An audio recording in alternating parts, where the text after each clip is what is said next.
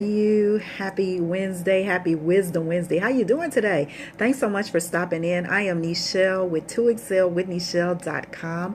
I bring you information, inspiration, and motivation to help you start, market, and grow into the CEO of you, the Chief Executive Officer. I do that by helping you to identify your weaknesses, to look at those strengths that you have, and then learn how to capitalize on opportunities, and then from there to devour those threats. I help you to find your gifts so that you can profit and start a business from your kitchen table while you are still on your 9 to 5. I'm a little late today, actually a lot late today. I was supposed to be on at 7:30, but business got in the way. I've been tied up all day with clients, and now I have a break because I had to come home and cook that dinner for Mr. and then I had to eat as well. Yes, welcome to each and every one of you. If this is your first time at my broadcast or in my broadcast, welcome. Thank you so much for being here. If you like what you hear, don't hesitate to share. Tap that screen. This is all about love, giving love. You give, you receive. That's what it says in the Word of God. So today, I am going to be sharing with you about real estate. If you've been on my broadcast, you know I have been a licensed real estate broker for in real estate personally, about 25 years. I've been a broker for about 17 years. Hey, Pastor Monique, how are you? Welcome. Thank you so much for sharing. Greatly appreciate you. Been in real estate 25 years, but that was the first business that I started from my kitchen table. Okay. The first one that I started from my kitchen table that I was able to persevere in and to go ahead and make that a full-time hustle. Now, I started another when I was in college. That was with a partner, and we started that in the classroom. Okay. So you can start a business at any factor. Hi, how are you? Welcome, sis. Thank you so much for being here. And so you can start a business in the classroom. In fact, that's what Mark Zuckerberg did. He started Facebook in college. So things happen while you're in school, and then you learn from those things that you did in school and take that out into the real world, which I did with real estate 25 years ago, and started my own business. I started off as an investor in real estate, and then from there went on to become licensed, a licensed agent. And then from there, I said, look, I'm tired of giving up all my commission to a brokerage. Let me open up my own brokerage. And that's what I did. So that's where I am right now. So we're going to go ahead and get started. If you have any questions, please do not hesitate to ask.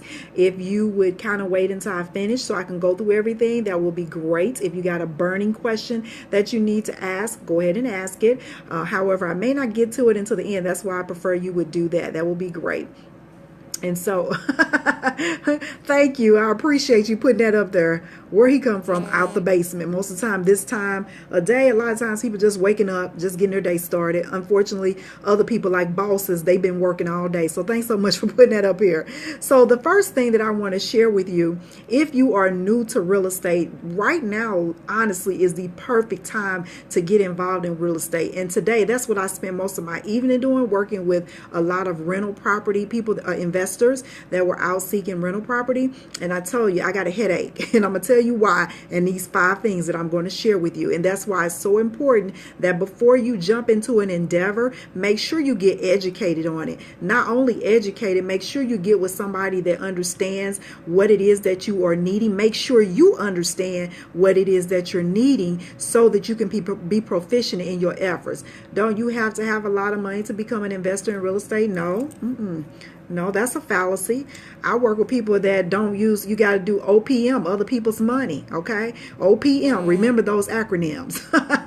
Yes, I work with people every day that don't have a dime, and they purchase real estate, with OPM. They also have things, there's multiple ways, and I'm not going to share all of that in this broadcast because that'll be another broadcast, but I'll do that. Thank you so much for bringing that up, because I can make sure that I do that perhaps tomorrow to talk to you about the creative ways that you can do real estate. And actually, I have done that in the past. I do have a podcast. It's the People Connect podcast. If you go to iTunes, iHeartRadio, or Google, I can't remember which episode it was, but I talked about creative ways to purchase real estate. So no, you don't have to have a lot of money. That is a fallacy. That's what keeps people staying in apartments and all of that. No, you don't have to do that.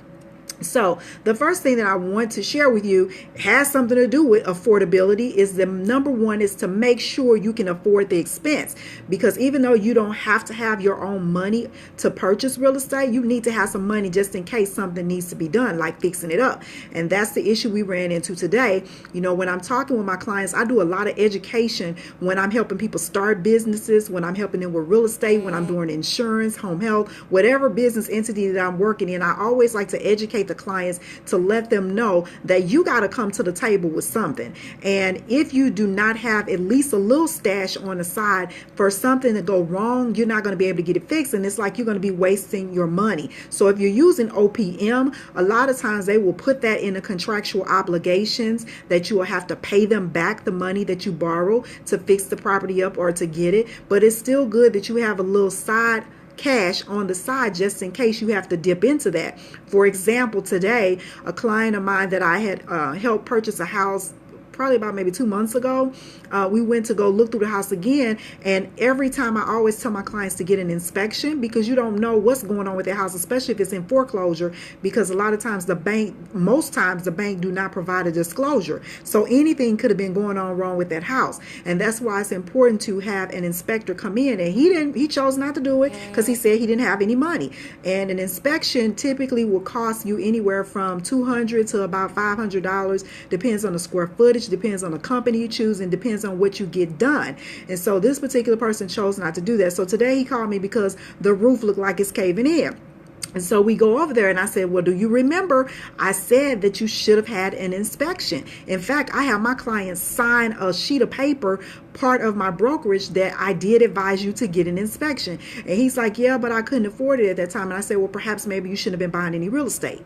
Okay, so you have to be mindful of that if you are not ready. It's the same thing with starting a business. When I'm talking to clients about starting a business, you know, you can start a business with little to no money, but to think that you're going to be in business and not spend any money, it's a fallacy. You got to spend money in order to make money, and that's truly true, especially in business. And so if you're starting a business as a real estate investor, then you want to try to have something on the side just in case something happens. And then just like for inspections, you know, if he had that, or if he had the money, he just didn't want to do it. If he had gotten an inspection, we wouldn't be talking about a roof leaking right now and caving in. So those things right there cost you money later on. And this type of, depending on the frame of the house, if it's an A-frame, flat roof, all of that, you have to pay attention to those things. It keeps freezing. Okay, I don't know why. I apologize for that, Pastor Monique. So yeah, we need to be mindful that in order to start a business, you got to have some kind of resources that are available just in case something happens. So that's number one. Can you afford the expense in business, okay, and in real estate, whatever business you get into? The next one that you need to be mindful of, if you're purchasing real estate, are you going to use cash or are you going to finance? And people ask me that all the time. I literally don't like to make decisions for people because I'm not paying your mortgage and I'm not paying nothing with it. But if people ask me that, should I pay cash or should I finance, then I ask them, I say, well, what kind of state are you in? How much liquid cash do you have? And that's really important to be mindful of. If you have liquid cash, and if it's a small investment, it may be beneficial for you to pay cash. If it is a large investment, I would personally say finance it. And a lot of times with investment property, the bank is going to make you put 20 to 30% down. It really just depends on your credit and what you can afford. So if you don't have 20% or 30%, then we go back to number one, where you need to have some money so you can do something just in case you need that, in case you have that expense. Because just purchasing a home, even if you were buying it as a homeowner, you're going to have expenses. Buying it going into business, you're going to have expenses. And the number one are closing costs, and then you have the inspection costs, and then other issues. If it's something else, you got to get permits, occupancy, and all that kind of stuff. So you have to weigh those things out and not just jump into it without really understanding what is going to be required of you and what you're going to need. And so if you have the choice of choosing between cash and finance, again, depending on how how much the property costs, then I would say if it's a low investment, like I have buyers that pay $10,000 for properties. We have properties $5,000, and they just give the cash because it don't make no sense financing $5,000 to $10,000. But if you're 30, 40, 50, 100,000, I have people buy apartment buildings. Had one about a month ago, $200,000 apartment building. Most people don't have $200,000 worth of liquid cash sitting around. So that right there will be a great opportunity to finance and use your money to invest in other properties from there. Like, you're going to need an earnest deposit. That's something I've talked about in previous scopes as well. And so earnest deposits, majority of the time, I know I always ask for them when people are putting contracts on my house. Sometimes people will ask for them, sometimes people will not. But still, they can range any price with anywhere from $100 on up to $5,000. I've seen them at every range, and I've even seen zero, because I've done contracts where zero is involved. Again, going back to number one, make certain that you have enough cash around. Hey, how you doing, Dale? What's going on? Welcome. Thank you so much for being here. The bottom line is that you need to make sure you got a safety net of cash sitting on the side so that you do not be wasting and spinning wheels for something and you don't have any money to come in when there's the opportunity to do so, or when you need to. So number two, should I pay cash or should I finance? Really, that just depends on your situation, how much liquid cash you have available, what the property needs, because if it's a lot of work, you want to make certain that you save that cash and finance it. If it's just a quick, easy move in, then cash might be best. Again, it depends on your situation. Another question that people ask me all the time, do you want to be, I ask them, do you want to be a landlord or are you buying this to flip? That's something you always need to be mindful of. A lot of times people go in with the intent to flip, but unfortunately they end up being landlords because their mortgage payment becomes due, especially if they're paying finance, if they're doing finance, and their mortgage payment becomes due. So eventually they end up becoming landlords, and depending on when you're buying the property, the best times to buy property are between February and September, because that's when the market is hot. That's when people are thinking about selling their home. That's when kids are getting out of school and parents are thinking about moving. So really, from an investment perspective, you can buy a house all year long, but it's always good to think about when people are available to purchase that house. And February to September are literally good times in real estate. After September, like in October, my business slows down. That's where those multiple streams of income come in handy, okay? Because it kind of slows down. It don't stagnate, but it kind of slows down where, during the summer and all of that, I can typically do 10 houses a month. It just depends. Depends on people's income and what they making and what they need, and if the desire.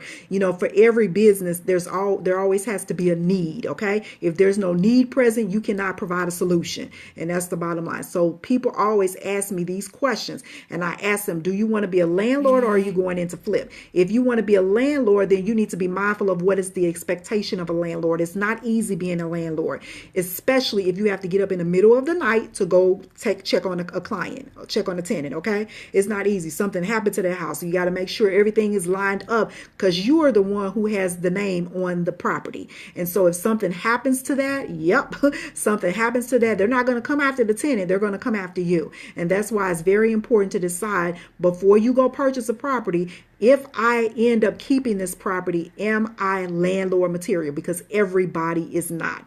And that's where I go into my number 4. Will you need a property manager?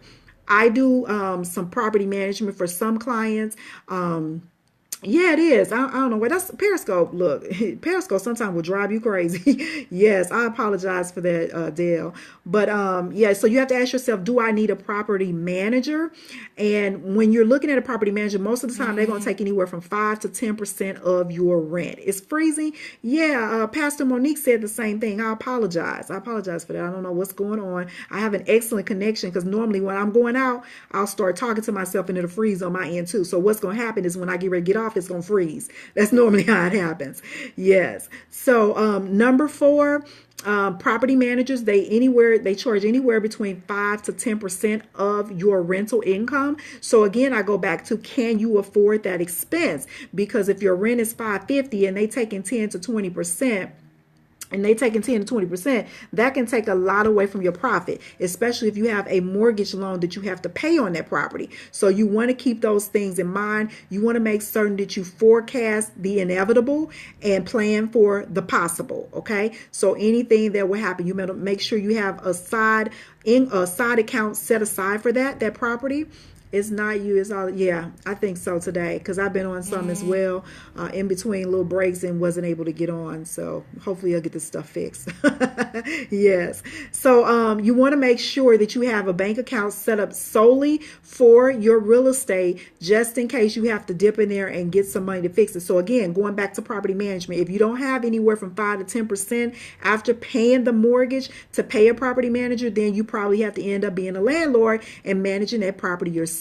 But the good thing about property management is the simple fact is that anything happened to that property, you just pick up the phone, or the tenant will pick up the phone and call them. They won't call you. The property manager will call you if it's something out of their guidelines, what they fixed. If it's like a water catastrophe or something happens, they'll pick up the phone and call you then. But you don't have to worry about those midnight phone calls from a tenant. And that's why I love the property management aspect. Before I got into being my own broker in real estate, I used to hire a property manager because I wasn't where I had the property when I got started in the business. And so it helped me because I couldn't just get on a plane and fly down there or drive down there when the tenant had an issue. So you really have to look at that aspect of it as well. Are you available when the tenant calls? Because if you're not, that makes you a slumlord and the tenant can go to court and put you in court. Yes, they can. And all of that stuff. So you want to be prepared when you take on the so key and so important to do that. Okay. So number 5, the next thing that I want to share with you that's so important if you're thinking about starting a business in real estate is you want to make sure that you have the right team working with you and for you. Yes, be prepared. You want to make certain that you have the right team working with you and for you. Now, the people that work with you are your real estate agent. You know, I pray to God all the time. I tell people, do not be out there buying FSBOs for sale by owner, because those people are majority of the time, they're not licensed realtors. They don't know the state law. They don't know the issues that are around the fact of buying property. And you can be buying something that is overpriced. And so I always tell people, do not buy FSBO, and nothing against the people that do it. People just really being stingy, and they want to keep the money in their pocket. They don't want to hire a professional to come in. And I've seen people fill out contracts for properties that were FSBOs, and what eventually end up happening, they get stuck with something that is priced more than it's actually worth. When an appraiser come in, they're like $10,000, $20,000, $30,000 more than what the property is actually worth. And that's why it's important to hire the right team, like a real estate agent, because we have access to find out what properties are on the market, what properties sold for, and we just have all of the back end stuff that a for sale by owner will not have. They typically go to Home Depot and get contracts. We got contracts that are backed by attorneys, where if something happens in that contract, our attorneys will help along the way. Like I have several attorneys that work with me in my agency, that I can pick up the phone and call them if my clients get stuck. If I get stuck, I pick up the phone and call them. So though it's very important that you hire professionals, and also you need a CPA and accountant, because you want to make sure that when you are buying this property, that you are leveraging your credit, that you are leveraging your finances, and a CPA will be able to help you with that. If you go to my Instagram page, I share with you the 5 people that you need in your business. If you're starting any type of business, whether it's real estate, started home business, brick and mortar, you need to have a sufficient team that can help you when you get in trouble, because sometimes no matter how much you know, you get stuck, and getting stuck can cost you money. And so you want to have that. So number 5, do I have the right team working with me, which means your CPA, your real estate agent, your appraiser, your mortgage person, your finance guy, whoever it may be. Do you have the right team and the people that's working for you? I cannot stress enough how important it is to get great contractors. My Instagram is at Nichelle Womack. N is in Nancy, ICHELLEWOMACK. If you go to the link in my bio, Dale, I have all of my, wherever I am on social media, everything that I offer is in the link in my bio, and it's bit.ly/2 Excel with Nichelle, and the link has everything that I'm attached to and associated with in the link in my bio on Periscope. And so, but yeah, you want to make certain that you hire the right team. Thank you so much. Hire the right team in your real estate contractors, because I've seen people get contractors and they bamboozle them out of money. And contractors, people are paying 30% to their contractors and they ain't done a dang on thing to the house. Really? No, I don't think so. So I need to do something too, working with contractors, because see, contractors, they know, especially during the buying time of February to September, they're busy. They're busy rehabbing. They're busy fixing things, all kind of stuff. And that's why it's important that you get people that have been in business a while in the contracting industry. You want to get referrals. And I cannot stress that enough. Majority of the clients that I work with, as I mentioned, I do education when I'm working with my clients for any business that they plan on start. The first thing I ask them, let's get this team together before we go out here and buy some property. Okay. We need to make sure that we have a sufficient and efficient team that are honest, because people will take your money and leave you and you will never hear from them. This guy that was going around, he was putting flyers on people's doors to fix roofs. Okay. And I just told you earlier about a client that I got, this roof is leaking because he refused to do an inspection. But this guy was going around putting tags on people's doors to fix their roofs. Come to find out, he had embezzled like $10,000 from each client that he was working on. Majority of people's roofs wasn't no $10,000 to get repaired. And so you need to have some kind of idea of what things cost for you to get repaired, so that you're not overspending or underspending. You pay for what you get. And I tell people that all the time. If you want to be cheap, a cheapskate, you're going to get cheapskate work. Anything, starting a business, if you want to be cheap about the things that you're purchasing, investing in yourself, you're going to get cheapskate work. And so that's why it's very important that when you're talking about costs, that you really analyze, what can you afford? What can you do to start this business? It's not cheap being in real estate. Once you get leverage, the credit and the finances, then you begin to feel a little fresh air. Okay. But in the meantime, starting off, someone asked, I thought you had to have money. No, you don't, but you need to have something. Okay. You can still use OPM and get through the process. But if you don't have anything to fall back on, then what you're going to find yourself is you're going to have a property that's more than likely vacant, that won't pass inspection, and you're going to be putting more money out versus what you're getting in. So anything that you do in business, if you're thinking about starting a real estate business, it's very important to plan. I speak about planning all the time. In fact, I did a business plan template for people that are kind of weary about starting a business. I go through every aspect of starting a business in that business plan template, questions that you need to ask as it relates to your mission, your marketing. Even in real estate, you need to have a business plan. Where are you? What is your mission for purchasing property? What are your goals and your objectives? How many properties do you want to purchase in a year? How much income do you want to make from each individual property? That is called planning. And if you fail to plan, you plan to fail. And that's why I always stress with every client that I work with, we got to put a plan together. We just don't, hey, Nichelle, I'm ready to go purchase a house. No, we're sitting down and we're strategizing, because I need to know what your goals and objectives are so that I can fundamentally help you in the best way possible. I want you to leave a happy client. I want you to leave a satisfied client. I want you to profit in your investment. And not only that, I want you to refer people to me to say, look, she's real. She's down to earth. She's going to break it down for you. So for number one, you don't be out of money. And number two, that you have profitability as a business owner. And so I help plenty of people that don't even have an office. They start this business from their kitchen table, and this is how we do it. We strategize. We talk about goals and objectives, plans, long-term, short-term, all that kind of stuff. Where do you see yourself in this business moving forward today, 5 years from now, 10 years from now? Okay, so it's very important that you get somebody that knows what they're doing, knows what they're talking about, knows the laws. Okay, just because somebody is showing you a house, that does not mean they're a realtor. Realtor, we are backed by the National Association of Realtors. That is our governing board. So we have a fiduciary responsibility where we owe this to the client. We can't be fraudulent, because if you are, you lose your license and you can go to jail. Yes, and so every industry that I'm in, real real estate, insurance, we have to be licensed in those areas. And so I take my business serious because this is my livelihood. This is what I do on a regular basis. And I don't play when it comes to my business. Any business I have, my consulting business, real estate, insurance, home health, I don't play when it comes to my business, nor do I play when it comes to my clients. So that is my message for you today. 5 things that you should consider if you're thinking about starting a business. If you're interested in some assistance with helping to get started in real estate, I do offer that as well. You can check the link in my bio for consultation, and I'll help give you a beginning aspect of how to get started. I also help people when they are in the process. What do I do in insurance? Right now, I'm just life and health insured. Pretty soon, I'm going to be property and casualty. That's what I'm working towards. And then I also do roadside assistance. That's my other side hustle that's attached to my insurance business. I help people get roadside assistance, unlimited service on their roadside assistance. And then people that get the service, they get paid when they refer. It's a wonderful business. I love Fridays.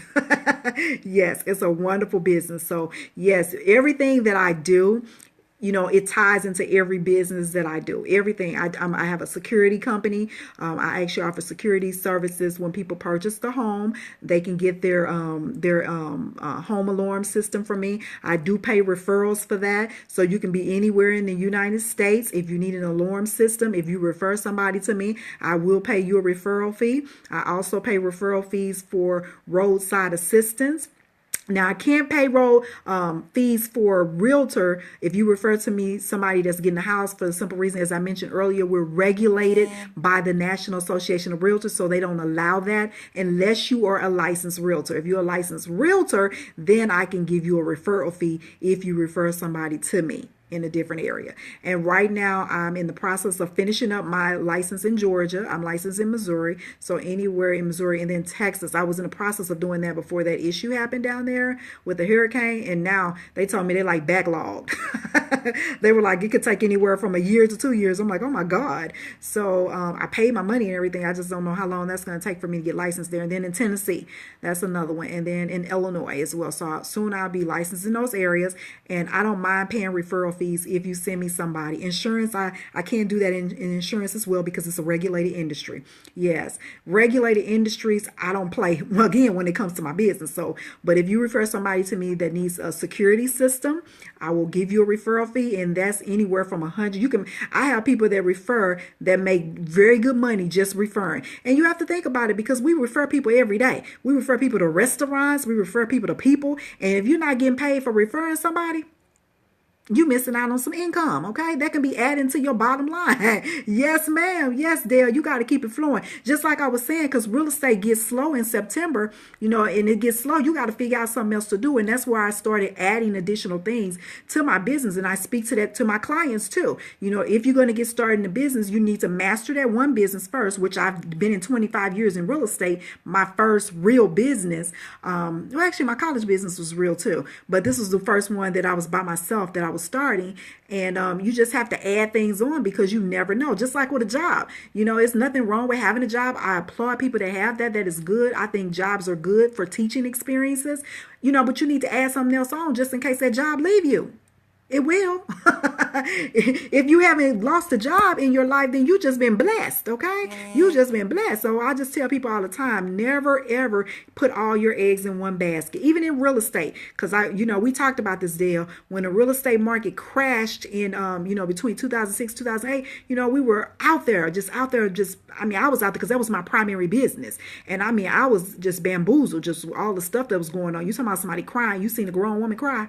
That was me. My husband crying. Yeah, because like, what we going to eat? Where we going to live? So really, that right there taught me another way. Don't put all your eggs in one basket. When I lost my 6-figure job, I was a pharmaceutical sales manager. When I lost that job, wonderful job. You was telling the realtor today that he can get his loan originally. Now you have to be licensed. See, my husband had a mortgage company and I had the real estate company. So we was rolling, okay? He had the mortgage, I had the real estate company. But now you have to be licensed to do that. And I was an AE, account executive for a bank. So I was like triple dipping.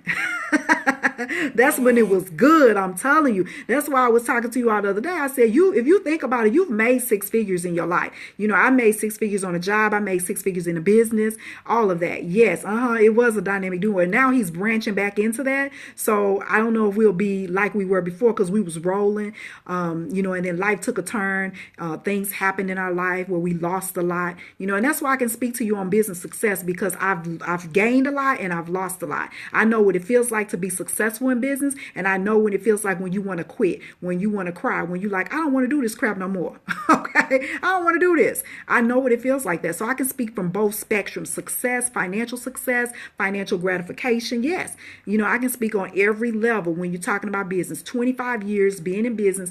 You just don't be in business that long and not experience something. And every day you could talk to any business owner, not just myself, any business owner that's been in business longer than 5 years, and they will tell you it's been hard. It's been a struggle. Some days I want to quit. I want to give up. But then when you think about it, when you think about the autonomy that you have controlling your own schedule, and today, guess what? I did not control my schedule. My clients control my schedule today. Yes, they control. I had to remember. I said, I'm the CEO. Wait a minute. But sometimes you have to meet people where they are. And fortunately, it was a win-win situation, because I was able to do what they needed for them to do. So it worked out well. Praise God. Because otherwise I was getting ready to question, who's the CEO here? Yes. So that is my message for you today. If you are new to my broadcast, thank you so much for stopping in. Again, I'm Nichelle with 2XL with Nichelle.com. You can learn everything that I do to help you with the link in my bio at bit.ly/2 Excel with Nichelle. I want to add more streams. Well, we can talk, Dale. I mean, you do the foreclosure, so I can help you add some more streams to your business. And you just have to come telling me what it is that you're interested in doing, because I can offer tons of things. Like I said, the security system, I mean, that's a wonderful thing that you can do. But you tell me what your strengths are, because that's how I operate with every client. I don't just, push stuff on you. I need you to tell me what your strengths are, what you're weak at, opportunities, and then I'll find opportunities for you, help you find opportunities. Then we talk about threats, just in case. Because see, people think you're going to get in business and nothing's going to happen. Things happen, so I try to be honest with people. In fact, I am honest with people and let them know. Foreclosure modifications, yes. So you can add a lot to that. I mean, the good thing about real estate is there's so many opportunities in it. So many opportunities, because that was one thing that I added on, as I mentioned to you, during the 2006-2008 was the modification with foreclosure, because I had to add that additional stream, because how I wasn't selling no houses, because it was so difficult for people to get approved. And even now, the credit monitoring is just opening back up now, where I can get people at 580 approved. Yes, you take it. Yeah, I don't play. I do not play. And like I told you, I give me a job, do what I need to do. And then from there, I'm like, look, I'm a boss. I'm a boss. I'm a boss. I'm ready to go. But, fortunately, I've had some amazing jobs. Every job I've had, I've loved. And that's very rare that you can say. And the reason why I love them is because I know that I work for myself, and that, that's not my only source of income if I have a job. So that's the reason why I love them. I'm just not putting all them eggs so one could crack in a basket. Never, ever, ever again. When I got laid off from that six-figure job, that taught me never to put those eggs in the basket. The market, the real estate crash, 2006, 2008, taught me not to put all my eggs in one basket. And I tell all my clients, you need more than one way to make a living, okay? You can't depend on your job, even your business. You can't even depend on your business to be there, because things change. And if you're not progressively moving forward, then you're going to get left behind. And yes, we learn. I learn every day. Yes, Dale, I learn every day. And I thank God for that, because learning is good. When you stop learning, you might as well die. Look, that's the end of the world right there. Yes. So yes, thank you so much, Dale. Pastor Monique, I think you were still on here.